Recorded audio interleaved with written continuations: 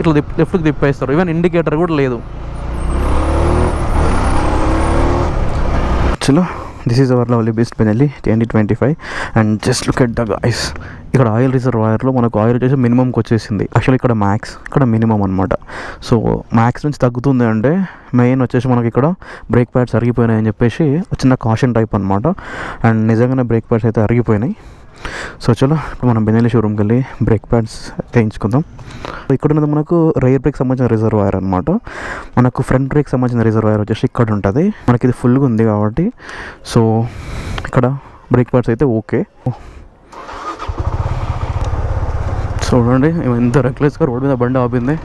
అట్లాంటి పనులు చేయదు అసలు. ఈవెన్ స్టాల్స్ పెట్టుకున్నారు చూసారు ఫ్లవర్స్ అమ్మే వాళ్ళు. సో వాళ్ళు కూడా అట్లా రోడ్ మీద పెట్టొద్దు, అంత డేర్గా పెట్టొద్దు.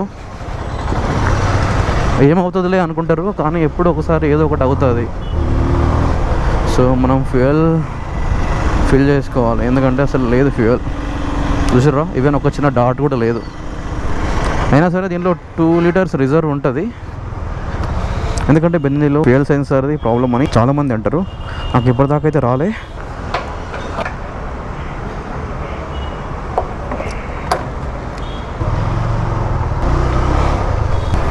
సో చూడండి, ఇంత రాంగ్ రూట్లో చాలా డేర్గా వస్తుండే ఆటో.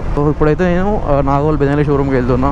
అండ్ చెప్పినా కదా ఇందాక బ్రేక్ ప్యాడ్స్ ఖరాబ్ అయినాయి. సో బ్రేక్ ప్యాడ్స్ రీప్లేస్ చేయించడానికి వెళ్తున్నా బైక్కి. లాస్ట్ టైం వచ్చేసి బ్రేక్ ప్యాడ్స్ రేర్ వచ్చేసి 1800 ఉండే. సో మేబీ ఇప్పుడు తగ్గి ఉండొచ్చు, పెరిగి ఉండొచ్చు, చెప్పలేం. బెనెల్లీ బైక్ నేను ఫస్ట్ టైం తీసుకున్నప్పుడు ఫస్ట్ నా బ్రేక్ ప్యాడ్స్ 10,000కే పోయినాయి. సో అప్పుడు బ్రేక్ ప్యాడ్స్ వచ్చేసి రేర్ బ్రేక్ ప్యాడ్స్ 3,800 రూపీస్ ఏమో ఉండే. అండ్ ఫ్రంట్ బ్రేక్ ప్యాడ్స్ వచ్చేసి 2,200 రూపీస్ ఏమో ఉండే. అండ్ తర్వాత సెకండ్ టైం నేను బ్రేక్ ప్యాడ్స్ వేయించినప్పుడు రేర్ వచ్చేసి 2,000 అండ్ ఫ్రంట్ వచ్చేసి 1,000 రూపీస్ ఇంక్లూడింగ్ ఆఫ్ లేబర్ అనమాట. అండ్ ఇప్పుడు వచ్చేసి వాళ్ళు ఏమంటారు అంటే రేర్ బ్రేక్ ప్యాడ్స్ వచ్చేసి 1,500 రూపీస్ అంట. ఈ ప్రైజెస్ అనేది ఎందుకు పెరుగుతాయి, ఎందుకు తగ్గుతాయి అసలు అర్థమే కాదు.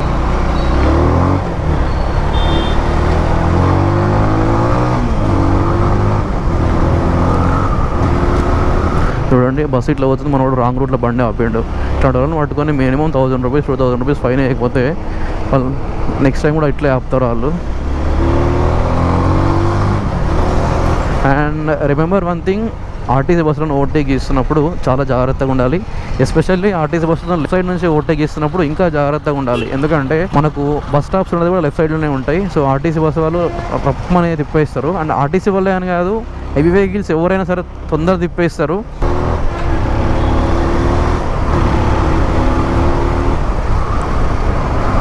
లెఫ్ట్ సైడ్లో ఎందుకు వెళ్ళొద్దంటే, అండ్ యాక్చువల్గా మన ఇండియాలో overtaking only from the right. And సిటీస్లలో అంటే ఇట్లా 1 వే రోడ్లలో పర్లేదు వెళ్ళిపోవచ్చు. కాకపోతే ఆర్టీసీ బస్సుల విషయంలోనే ఎందుకు ఇంత కేర్ఫుల్గా ఉండమంటున్నా అంటే, మనకు బస్ స్టాండ్స్ వచ్చేసి లెఫ్ట్ సైడ్లోనే ఉంటాయి. అండ్ ఆర్టీసీ వాళ్ళు సడన్గా ఎవరైనా ప్యాసింజర్ వచ్చేసి ఆపేయంటే టక్మని ఆపేస్తారు. ఎందుకంటే మన దగ్గర ఉన్న రూల్ ప్రకారం ఇక్కడ చేయైతే అక్కడ బస్సు ఆపాల్సిందే, అది ఎక్స్ప్రెస్ అయినా సరే పల్లెవేలుగా అయినా సరే. ఎందుకంటే ఒకప్పుడు బస్సులకు ఆక్యుపెన్సీ అనేది చాలా తక్కువ ఉంటుండే. సో అప్పుడు వాళ్ళు ఇదేదో తీసుకొచ్చారు. ఫర్ సపోజ్ మనం ఇట్లా పోతున్నాం అనుకోండి, అగో చెప్పినా లెఫ్ట్కి తిప్పేస్తారని చెప్పేసి ఇట్లా లెఫ్ట్కి తిప్పేస్తారు. ఈవెన్ ఇండికేటర్ కూడా లేదు. అదే ఇఫ్ ఇన్ కేస్ అదే తిప్పేది మనం బస్సు సగంలోకి పోయిన తర్వాత తిప్పేసింది అనుకోండి, ఆబ్వియస్గా బస్సు ఫ్రంట్ పార్ట్ వచ్చేసి మనకు టచ్ అయిపోతుంది. ఆబ్వియస్గా మనం యాక్సిడెంట్కి గురయ్యే ఛాన్సెస్ ఉంటుంది. సో అందుకని చెప్పేసి ఎస్పెషల్లీ ఆర్టీసీ బస్సులో లెఫ్ట్ సైడ్ నుంచి ఓవర్టేక్ చేయడం మానేయాలి. ఒకవేళ ఓవర్టేకింగ్ వెళ్ళామంటే వితిన్ 2 సెకండ్స్లో బస్కి ముందరికి వెళ్ళిపోవాలి. అంటే ఇది సేఫెస్ట్ థింగ్. ఇంకా లేదు అంటే బస్ తోటి 20లో పోతుండే నేను కూడా 20లోనే పోతా అని మనం పోతున్నాం అనుకోండి, అండ్ మీరు ఎప్పుడు ఓవర్టేక్ చేయలేరు అని. అండ్ ఇంకోటి ఎప్పుడైనా గుర్తుపెట్టుకోండి, మనం ఒక వెహికల్ని మనం ఓవర్టేక్ చేస్తున్నామంటే ఆ వెహికల్కి మనకు ఆల్మోస్ట్ 10 to 20 స్పీడ్ ఎక్కువ ఉండాలి. చూడండి, మొత్తం రాంగ్ రూట్లో తిప్పేస్తుండు. సో చలో, ఇందాక అయిపోయినా కదా మనం వచ్చేసి ఎల్బీ నగర్ బెనెల్లీ షోరూమ్కి వెళ్తున్నాం. ఎల్బీ నగర్ అంటే షోరూమ్ ఎగ్జాక్ట్గా వచ్చేసి నాగోల్లో ఉంటుంది, కియా షోరూమ్ పక్కల.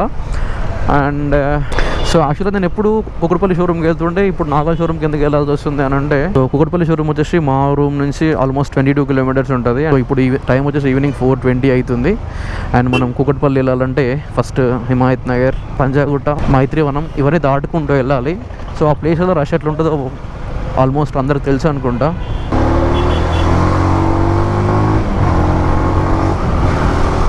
సో ఇట్లాంటి టైంలో మనం అక్కడ దాకా ట్రాఫిక్లో వెళ్ళి మళ్ళీ వెనక్కి రావాలంటే మనకు ట్రాఫిక్ చాలా ఉంటుంది. అందులో సమ్మర్లో మనం ఈ బండి వేసుకొని పోయినాం అనుకోండి, కింద మనకు ఒక పొగ కుంపటి ఉంటుంది అనమాట. సో ఆ పొగ కుంపటి నుంచి ఫుల్ హీట్ వస్తూ ఉంటుంది. అది భరించేదానికంటే మనకు ఆగాలంటే ఆల్మోస్ట్ 5 to 6 kilometers అనమాట. సో అక్కడికి వెళ్ళి వేయించుకోవడం బెటరు. అండ్ సర్వీస్ అయితే కాదు, మనకు జస్ట్ బ్రేక్ ప్యాడ్సే కదా. సో ఎక్కడ వేయించుకున్నా పర్లేదు, సేమ్ రేట్స్ ఉంటాయి, తప్పదు. తమ్ముడు చూడండి హెల్మెట్ లేదు, ఎట్లా పడితే అట్లా పోతుండు.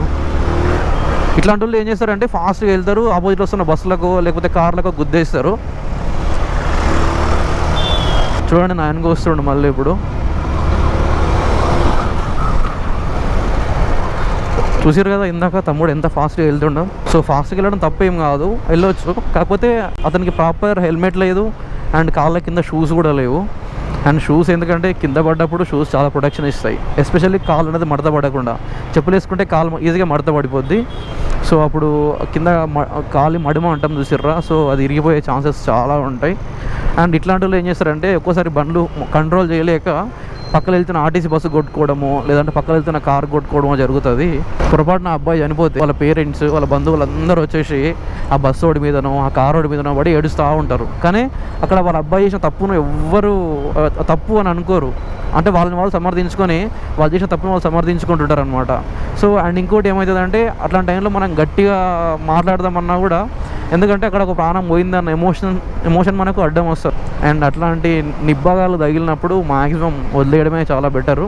ఇప్పుడు వచ్చేసి మనం షోరూమ్ దగ్గరలో ఉన్నాం. మేబీ ఇక్కడ ఈ కాలువ ఉంటుంది, ఈ కాలువ దాటేస్తే నెక్స్ట్ షోరూమే అనమాట. అండ్ నేను నాగులబెందులికి ఫస్ట్ టైం వెళ్తున్నా. అండ్ చూద్దాం సర్వీస్ ఎట్లా ఇస్తారు. అండ్ నా బండికి వచ్చేసి రేర్ బ్రేక్ ప్యాడ్స్ అండ్ ఇక్కడ మనకు సౌండ్స్ వస్తున్నాయి హ్యాండిల్ బార్స్ నుంచి. మేబీ చిన్న చిన్న వాచెస్ అని ఉంటాయి కదా, సో అవి పోయినట్టున్నాయి. అవి కూడా రీప్లేస్ చేపిద్దాం. మనం లెఫ్ట్కి ఉంటే చాలా బెటర్, ఎందుకంటే షోరూమ్ లెఫ్ట్లోనే ఉంటుంది ఇక్కడ. అండ్ ఇక్కడ నుంచి కొంచెం రోడ్ చాలా కంజెస్టెడ్గా ఉంటుంది ఎల్బీనగర్ దాకా, ఎందుకంటే కొంచెం కన్స్ట్రక్షన్ పనులు జరుగుతున్నాయి.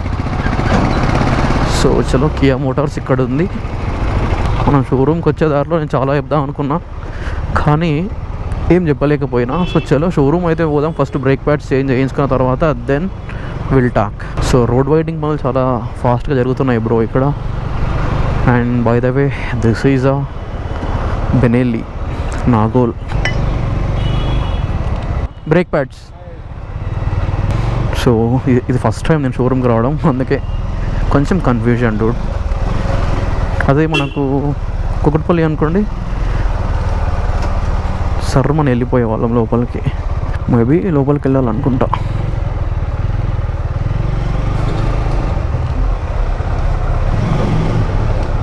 Okay showroom back side.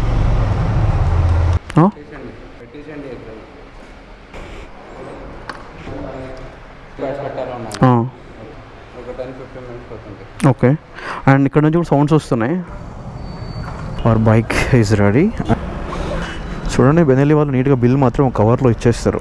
So మనకు బ్రేక్ ప్యాడ్స్ టోటల్ కాస్ట్ వచ్చేసి 1688 రూపీస్ అయింది. Time is 5:33 in the evening Dude. Almost 1 hour ఇక్కడ వేస్ట్ అయిపోయింది. అండ్ సో ఇప్పుడు మనం ఫ్రీగా బ్రేక్స్ వేసుకోగలం, ఎందుకంటే అంతకుముందుకు నా బ్రేక్ ప్యాడ్స్ మొత్తం లైఫ్ అయిపోయిందని నాకు తెలుసు. సో అందుకని చెప్పేసి బ్రేక్ వేయాలంటే మనసు వచ్చేది కాదు. అంటే గట్టిగా బ్రేక్ కొడితే బ్రేక్ ప్యాడ్స్ పోయినాయి వచ్చేసి డిస్క్ ఎక్కడ గీసుకుంటాయో అని చెప్పి భయం అయ్యేది. ఎందుకంటే if in case brake pads పోతే 2000 రూపీస్, ఎక్కడ డిస్క్ పోతే అదొక 6000 7000 ఉంటుంది. సో అట్లా అని చెప్పేసి నేను మ్యాక్సిమం ఫ్రంట్ బ్రేకే యూజ్ చేస్తుండే ఒక 2-3 days నుంచి. అండ్ ఇప్పుడైతే మనం బ్రేక్ ప్యాడ్స్ వేయించినాం, భయపడాల్సిన అవసరం లేదు, ఈజీగా ఎక్కడ పడితే అక్కడ బ్రేక్స్ వేసుకోవచ్చు. కానీ ఇప్పుడైతే బ్రేక్స్ వేయడానికి అంత కరెక్ట్ టైం కాదు. ఈవెన్ బ్రేక్ ప్యాడ్స్ వేసిన ఒక 50 to 100 kilometers వరకు కూడా బ్రేక్స్ అంత ఎఫెక్టివ్ అయితే పడవు, ఎందుకంటే మనకు బ్రేక్ ప్యాడ్స్లో ఎయిర్ అనేది పంపింగ్ అవుతూ ఉంటుంది. సో మనకు బ్రేక్ క్యాలిపర్లో ఒక పంప్ చేసే మిషన్ ఉంటుంది అనమాట. సో అది మంచిగా సెట్ అయ్యేంత వరకు బ్రేక్స్ ఎఫెక్ట్గా పడవు. ఒక 50 to 100 kilometers అయిన తర్వాత అది ఈజీగా సెట్ అవుతుంది. సో అప్పుడు మనకు మంచిగా బ్రేక్స్ పడతాయి.